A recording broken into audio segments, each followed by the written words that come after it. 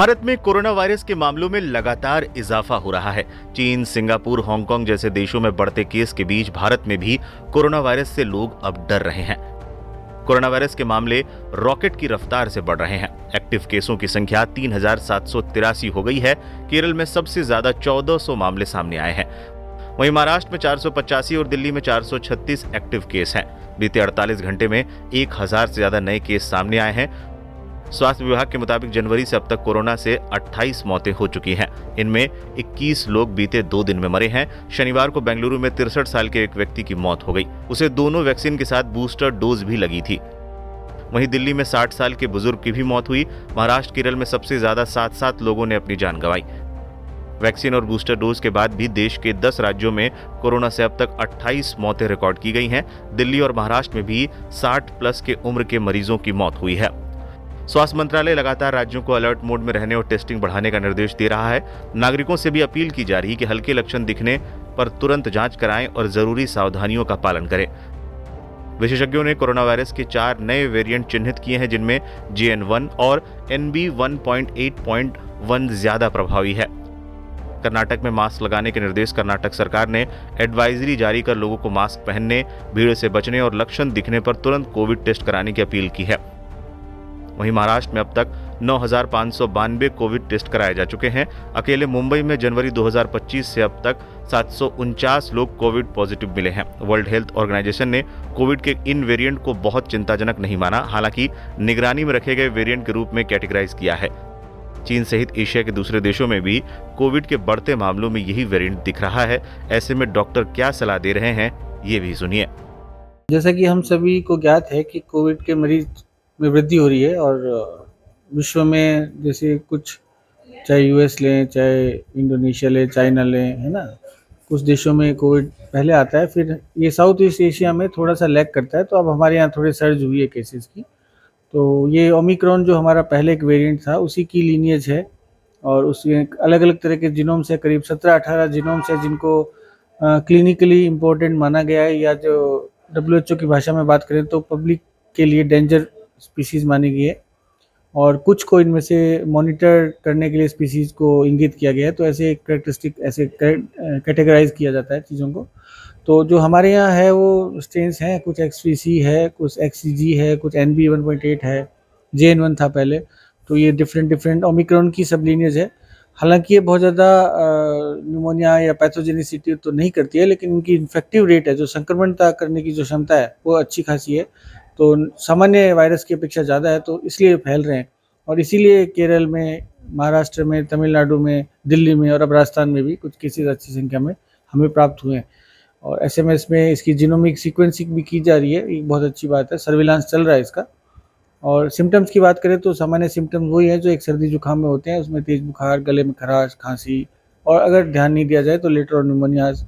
कुछ केसेस में उल्टी, दस्त या लो ग्रेड फीवर भी देखा गया है। तो कुछ हल्का सा इसकी सिम्टोमेटोलॉजी में भी चेंज हुआ है। ट्रीटमेंट तो वही है और वैक्सीन भी इफेक्टिव है, हालांकि पूरी तरह से नहीं होगी क्योंकि नए म्यूटेटेड वायरस है, लेकिन कुछ हद तक वैक्सीन इफेक्टेड है। वैक्सीन लगाने की जो गाइडलाइंस है वो केवल इम्यूनो कॉम्प्रोमाइज्ड और 60 साल से ऊपर और हेल्थ केयर वर्कर को अभी एडवाइस किया। आप सामान्य आदमी के लिए, जनरल पॉपुलेशन के लिए अभी एडवाइजरी नहीं है। और जहाँ तक इस अस्पताल की बात करें, सभी हमारे उच्च अधिकारियों के निर्देश हैं कि हमारी तैयारी पूरी रहे, सजग रहें, सतर्क रहें। हमने एक वार्ड भी इसके लिए चिन्हित करके खाली रखा हुआ है, और डॉक्टर्स और नर्सिंग स्टाफ का सेंसिटाइजेशन प्रोग्राम भी मेडिसिन विभाग और एनेस्थीसिया विभाग के माध्यम से शुरू किया है।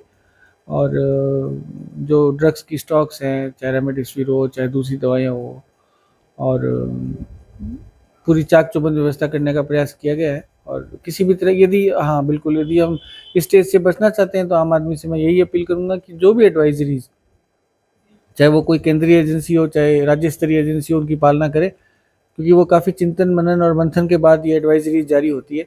तो मास्क लगाएं, भीड़ भाड़ से बचें, और एक सब ग्रुप्स हैं जैसे महिलाएं प्रेग्नेंट हैं, और जो बुजुर्ग हैं, या जो क्रोनिक डिजीजेज से ग्रस्त हैं जैसे CKD, डायबिटीज, हाइपरटेंशन, या जो कैंसर के मरीज हैं, जो इम्यूनो कॉम्प्रोमाइज दवाई लेते हैं, या जो छोटे बच्चे हैं, इन सब ग्रुप्स का यदि ध्यान रखेंगे, इनको यदि बुखार खांसी हुआ तो तुरंत चिकित्सक की सलाह लें।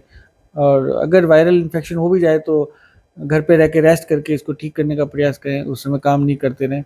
तो ये सब सावधानियां बरतेंगे तो हम निश्चित रूप से कैसी भी कोविड की बीमारी आ जाए, चाहे नए वायरसेस आ जाए, चाहे नए म्यूटेटेड वायरसेस आ जाए, हम उनसे जीत पाएंगे। सर एट प्रेजेंट एक है हमारे पास भोलाराम जी करके एक पेशेंट है जो पहले से ही एडमिट थे, कई बार उनका एडमिशन हो चुका है। उनको क्रोनिक किडनी की और लंग की और हाइपरटेंशन और डायबिटीज और ऐसे मल्टीपल डिसऑर्डर्स हैं। मैं वही कहना चाह रहा था कि इसी ग्रुप को ही ज़्यादा कोविड अफेक्ट करता है, तो वो इसी ग्रुप से थे और फिर उनका पॉजिटिव भी आ गया, एक्सरे में न्यूमोनिया भी था। अभी वो थोड़े बेहतर है, हालांकि वेंटिलेटर पे है, तो उनका इलाज अच्छे से चल रहा है और काफ़ी 7-8 दिन से हमारे यहाँ एडमिट है, तो ऐसी कोई दिक्कत नहीं है।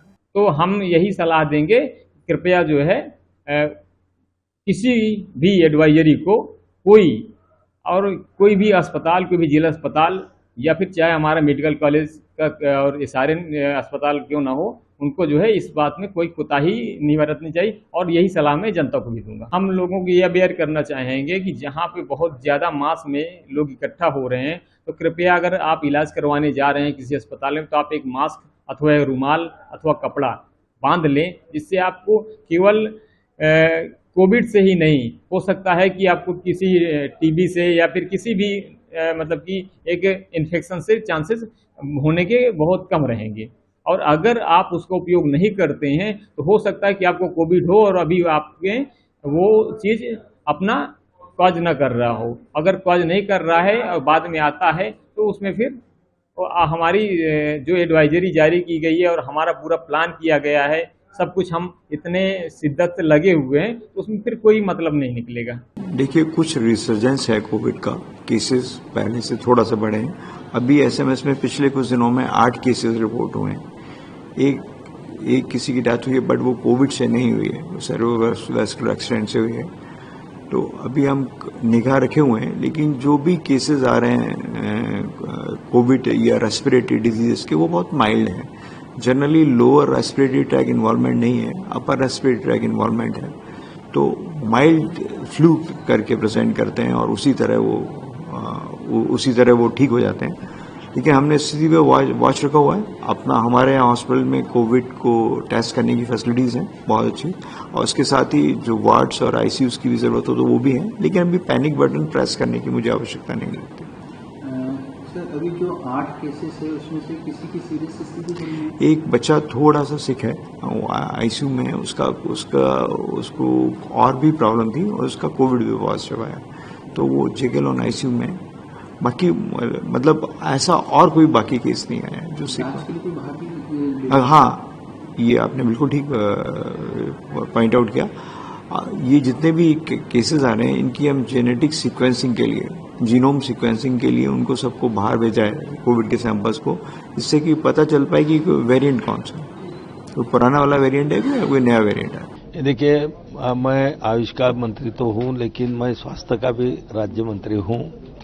अभी जो कोविड के जो भी मामले अभी सामने आ रहे हैं, तो दिन ब दिन थोड़ी बढ़ोतरी उसमें दिख रही है।